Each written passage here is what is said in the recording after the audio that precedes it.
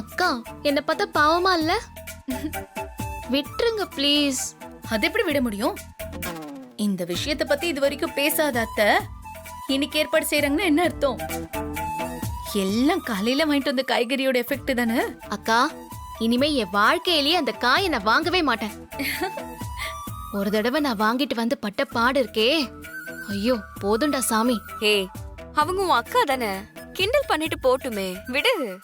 எப்படியோ உனக்கு நல்லது நடந்தா எங்களுக்கு சந்தோஷம்தான். தீபா, கார்த்திக்கு லஞ்ச் கட்டி கொடுத்திருக்கல்ல? கட்டி கொடுத்துட்டேன்க்கா. லஞ்ச்ல முருங்கைக்காய் சாப்பிட்டுருப்பாரு. அப்புறம் வீட்டுக்கு வந்து நைட்டு ஒரே ரொமான்ஸ் தான். ஐயோ அண்ணி நீங்களுமா? கடவுளே, இவங்க 2 பேர்கிட்ட இருந்து என்ன காப்பாத்து. சரி சரி, டைம் 6 ஆக போகுது. கார்த்தி வேற வந்துருவாரு. வா தீபா ரெடி பண்ணலாம். வா.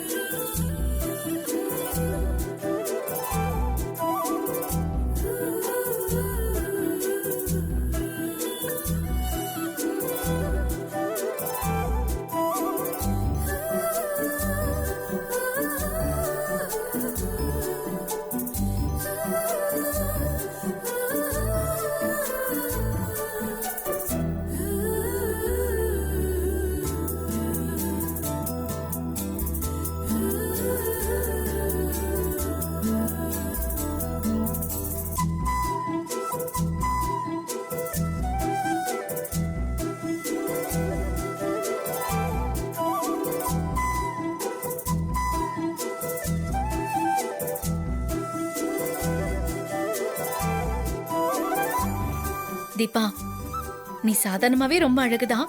இப்ப மேக்கப் வேற போட்டதும் இன்னும் கொஞ்சம் 100 கிராம் அழகு கூடி இருக்கு. ஏங்க, புகழ்றதுல என்னங்க கஞ்சத்தனம்? ஏன் 100 கிராம் அழகு கூடி இருக்குன்னு தான் சொல்லுவீங்களா? 1 கிலோ அழகு கூடி இருக்குன்னு சொன்னா குறைஞ்சா போயிருவீங்க. சரி சரி தீபா, உனக்கு 1 கிலோ அழகு கூடி இருக்கு, போதுமா? சரி வா போலாம்.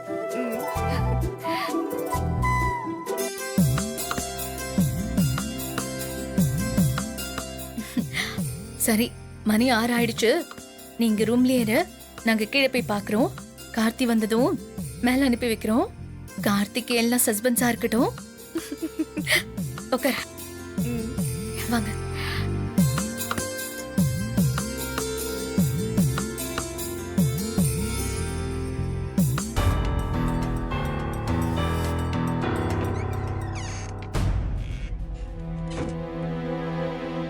என்ன விஷயம் கேசவன்?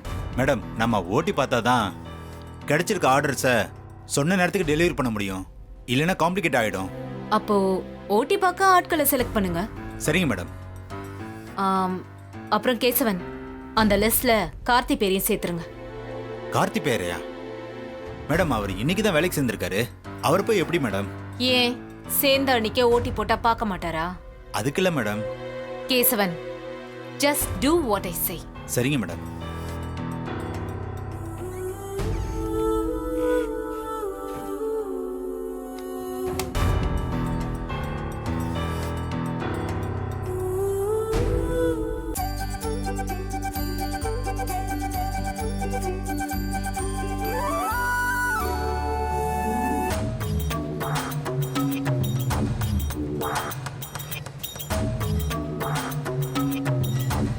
எல்லாரும் ஒரு நிமிஷம் வாங்கப்பா, வாங்க.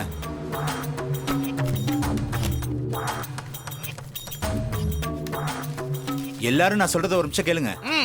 என்ன விஷயம் மேனேஜர் சார்? என்ன விஷயம்னு சொல்லுங்க. இல்ல, இன்னைக்கு ஓட்டி செய்ய வேண்டியவங்க லிஸ்ட் படிக்கிறேன், கேளுங்க.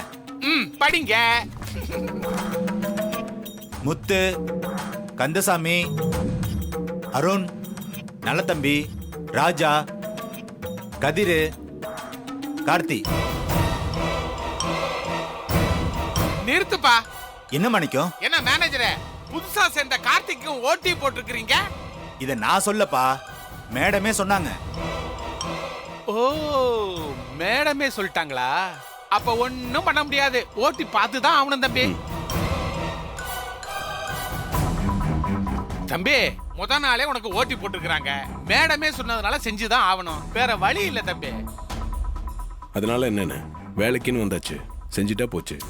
இல்ல தம்பி, அந்த அம்மா ஏதோ மனசுல வச்சுக்கிட்டு தான் இதெல்லாம் செய்யறாங்க. பார்த்து சூதனமா நடந்துக்குங்க தம்பி. ம், சரிங்கண்ணா, நான் பாத்துக்கிறேன். ஆ, இங்க பாருங்க, தம்பி வேலைக்கு புதுசு. அவரை நல்லா பாத்துங்க ஐயா. சரிண்ணே. நான் வரட்டுமா? சார் நீங்க போங்க சார், நாங்க பாத்துக்கிறோம். தம்பி, நான் கிளம்புறேன். உங்களுக்கு ஏதாவது பிரச்சனைனா உடனே எனக்கு போன் பண்ணுங்க. அங்க இருந்து கிளம்பி உடனே இங்க வந்து விழுந்துடுறேன். கண்டிப்பா பண்றேண்ணே. வரட்டுமா? போங்க போங்க, போய் வேலையை பாருங்க. சரிங்க போங்க. சார்.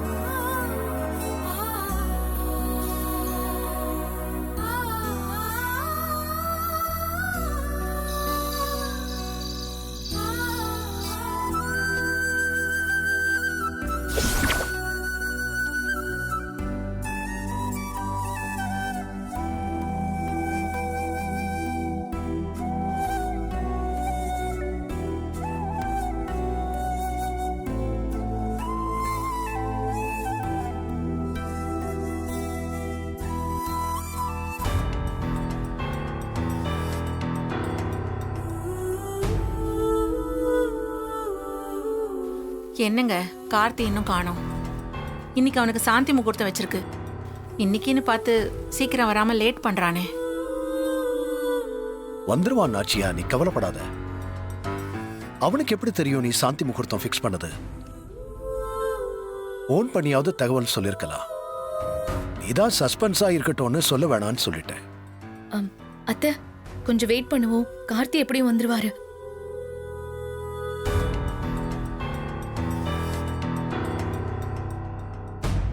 என்ன கார்த்தி இன்னும் காணோம்? நைட் லேட் ஆயிட்டே போகுது. அது என்ன நம்ம கம்பெனியா கரெக்ட் டைம் வீட்டுக்கு வர்றதுக்கு? அது ரம்யா விஸ்வநாதன் கம்பெனி. அவ சாதாரண ஆள் கிடையாது. ஒருத்தரை தன் பார்வையிலேயே துல்லியமா கணிச்சு எடை போட்டுருவா.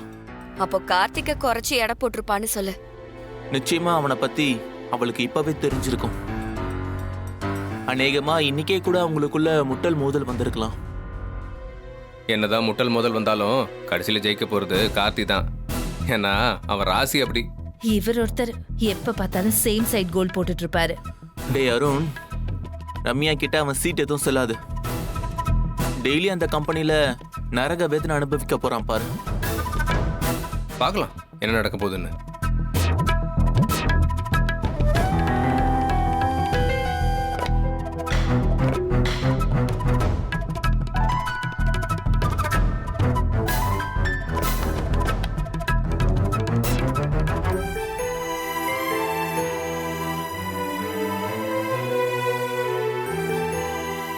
என்னம்மா டைம் ஆச்சு, யாரும் தூங்கலையா?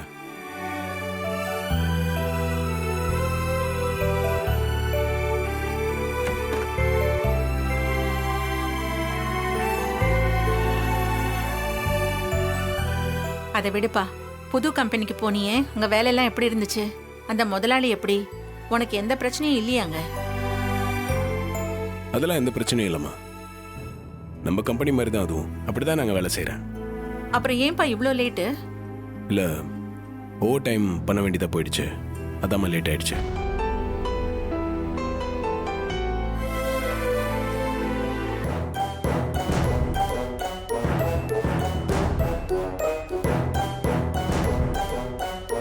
பாத்தீங்களா, அந்த ரம்யா முதல் நாளே கார்த்திக்கு ஓவர் டைம் கொடுத்து புழிஞ்சு எடுத்திருக்கா. ஆமா, அந்த டயர்ட்னஸ் தான் உன் முகத்திலே தெரியுது. இந்த மாதிரி டெய்லி அவனை ஓவர் டைம் பார்க்க சொல்லி டார்ச்சர் பண்ண சொல்ல. அதெல்லாம் நான் சொல்ல தேவையில்லை. அந்த ரம்யாவே எல்லாத்தையும் செஞ்சிருவா. போற போக்க பார்த்தா கார்த்தி 2 நாள் கூட தாக்கு பிடிக்க மாட்டார் போல இருக்கு. ஒரு நாளை வச்சு எந்த முடிவுக்கும் வராதீங்க. இன்னும் 26 நாள் இருக்கு. அதுக்குள்ள என்ன வேணாலும் நடக்கலாம். பொறுத்துருங்க. நீங்க போய் குளிச்சுட்டு ஃப்ரெஷ் அப் ஆயிட்டு வாங்க. உங்களுக்கு புது ட்ரெஸ் எடுத்து வச்சிருக்கோம், அதை போட்டுட்டு வாங்க. புது ட்ரெஸ்ஸா? எதுக்கு அதெல்லாம்? கார்த்தி, அண்ணி சொல்றா இல்ல, அவ சொல்றபடி செய். சரி, தீபா எங்க? தீபா உங்களுக்காக தான் மாடியில வெயிட் பண்ணிட்டு இருக்கா. அப்படியா? ஆமா, மேல உங்களுக்காக தான் காத்துட்டு இருக்கா. கார்த்தி, மேல போங்க, உங்களுக்கே விஷயம் புரியும். ம்.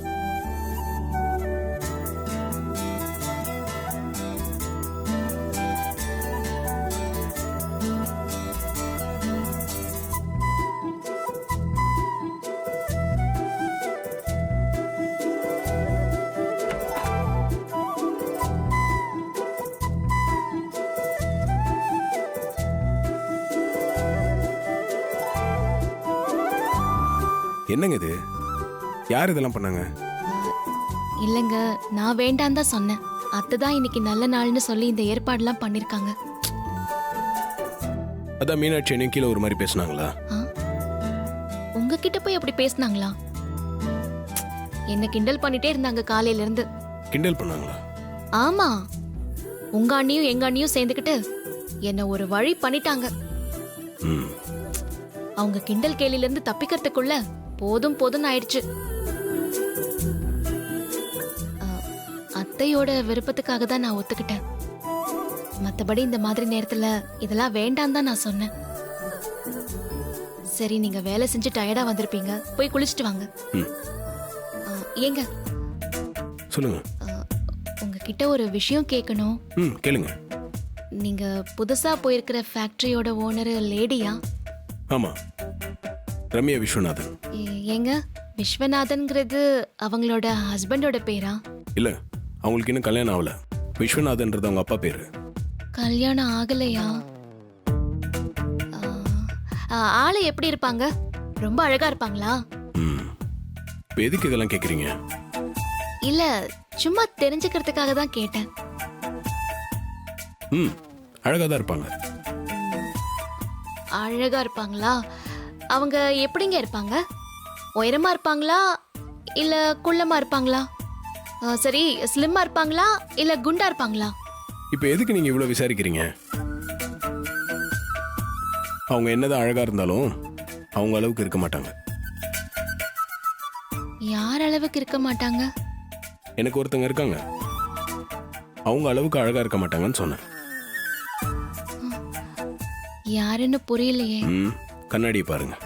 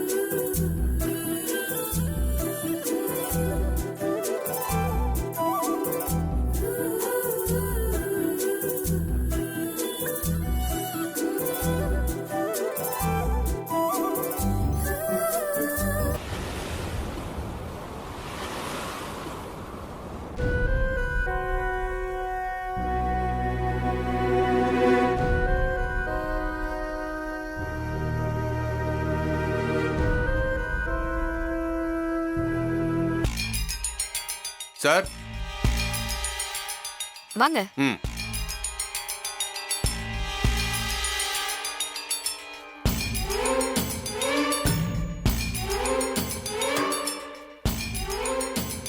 யார் சார் நீங்க? என்ன வேணும் உங்களுக்கு? சார், நான் ஒரு லாயர். இங்க ஆனந்துங்கிறது யாரு? நான் தான் ஆனந்த். ஓ, அப்போ உங்களை தான் பார்க்க வந்தேன். இந்த டிவோர்ஸ் பத்திரத்தில் கையெழுத்து போடுங்க.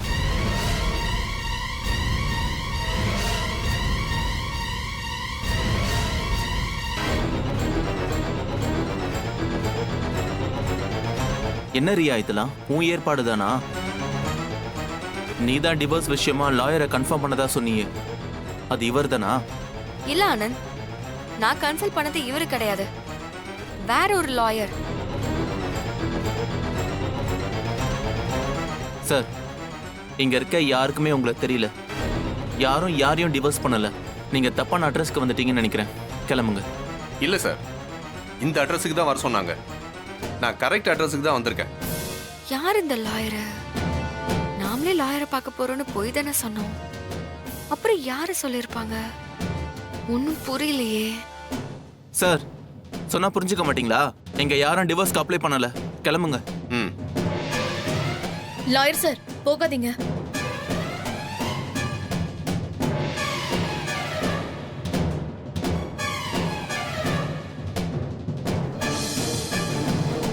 ஓ, இதெல்லாம் உன் ஏற்பாடு தானா? இப்ப எதுக்கு டிவோர்ஸ் பண்ணணும்னு குதிக்கிற? நீங்க தான் என்ன பிடிக்கலன்னு சொல்லிட்டீங்கல்ல, அப்போ முறைப்படி டிவோர்ஸ் பண்றது தானே சரி? இல்ல, நீ அவசரப்படுற. இல்ல, நான் நிறுத்தி நிதானமா தான் முடிவுக்கு வந்திருக்கேன். அம்மா, நீங்க ஏன் இவ்ளோ யோசிக்கிறீங்க? டிவோர்ஸ் கொடுக்காம 2 பொண்டாட்டியோட ஜாலியா வாழலாம்னு பாக்குறீங்களா? அதெல்லாம் இங்க நடக்காது. ஒழுங்கு மரியாதை டிவோர்ஸ் பேப்பர்ல கையெழுத்து போடுங்க. அத வேற ஒருத்தர் கல்யாணம் பண்ணிட்டு வந்துட்டீங்கல்ல, இனிமே நான் எதுக்கு உங்களுக்கு? முதல்ல டாக்குமெண்ட்ல சைன் பண்ணுங்க. ஏய், ஒரு குடும்ப பொண்ணா இருந்துட்டு இப்படி டிவோர்ஸ் கேக்குறியே, உனக்கு வெக்கமா இல்ல? நீங்க ஒரு குடும்ப தலைவனா இருந்துகிட்டு பொண்டாட்டி குத்துக்கள் மாதிரி இருக்கிறப்போ இன்னொருத்தைய கல்யாணம் பண்ணிட்டு வந்திருக்கீங்களே, உங்களுக்கு வெக்கமா இல்ல?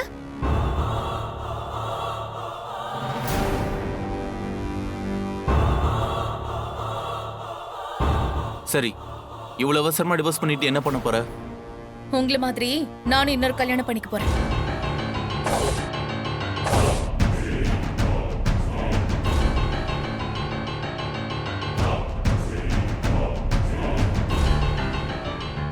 என்ன பாக்குறீங்க? நீங்க மட்டும் இன்னொரு கல்யாணம் பண்ணிக்கிட்டு சந்தோஷமா இருப்பீங்க, நான் மட்டும் தனியா வாழணுமா? நானும் இன்னொரு கல்யாணம் பண்ணிக்கிட்டு சந்தோஷமா இருக்க போறேன்.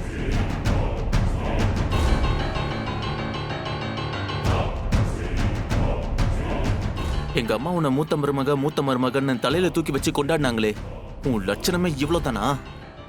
மூத்த மருமகள நான் கரெக்டா தான் இருக்கேன். மூத்த மகனா நீங்க தான் சரியா நடக்கல. இந்த குடும்பத்தையே கலைச்சு போட்டீங்க.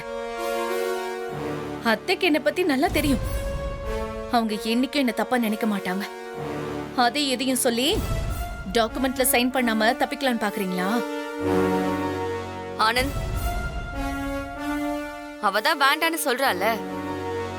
நாமளே அவகிட்ட இருந்து டிவோர்ஸ் வாங்கணும்னு சொல்லிட்டு இருந்தோம். இப்ப அவளே கேக்குறா. பேசாம டாக்குமெண்ட்ல சைன் பண்ணிடுங்க. மியூச்சுவல் கன்சர்ன்னு ஈஸியா டிவோர்ஸ் கிடைச்சிரும். அப்புறம் நம்ம 2 பேரும் கல்யாண வாழ்க்கைய சந்தோஷமா வாழலாம். ரியா, நீ பேசாம இரு. இவகிட்ட நான் பேசிக்கிறேன். இன்னும் என்ன பேச போறீங்க? அத பேச வேண்டியதெல்லாம் பேசியாச்சோ. டாக்குமெண்ட்ல சைன் பண்ணுங்க. அதான் நானே வேண்டான்னு தாலியை கழட்டி எரிஞ்சிட்டல, அப்புறம் எதுக்கு டாக்குமெண்ட்ல சைன் பண்ண சொல்ற? ஆமா, நான் தாலியை கழட்டி எரிஞ்சது உண்மைதான். அதெல்லாம் சட்டத்துக்கு பத்தாதே. முறைப்படி டைவர்ஸ் பண்ணாதான் சட்டம் ஏத்துக்கும். நாளைக்கு எந்த பிரச்சனையும் இருக்காது. அதனால போய் டாக்குமெண்ட்ல சைன் பண்ணுங்க. ஆனந்த், அவதான் மானம் போற மாதிரி பேசிட்டு இருக்கா, நீங்க அமைதியா இருக்கீங்க. பேசாம டாக்குமெண்ட்ல சைன் பண்ணுங்க. ஒழிஞ்சது சனியன்னு நம்ம சந்தோஷமா இருக்கலாம்.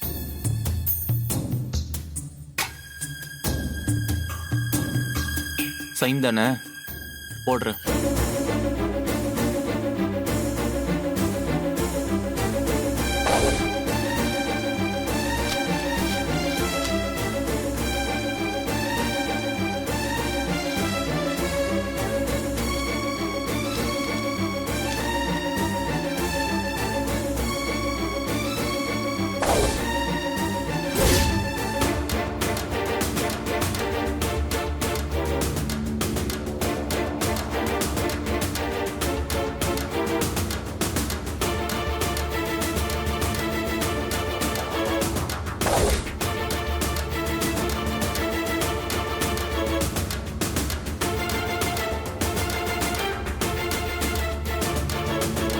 என்ன கையெழுத்து போட தயங்குறீங்க? இனிமே நம்ம சேர்ந்து வாழறதுக்கு சாத்தியமே இல்லை. சைன் பண்ணுங்க. இல்ல, என்னால முடியாது. நான் போட மாட்டேன்.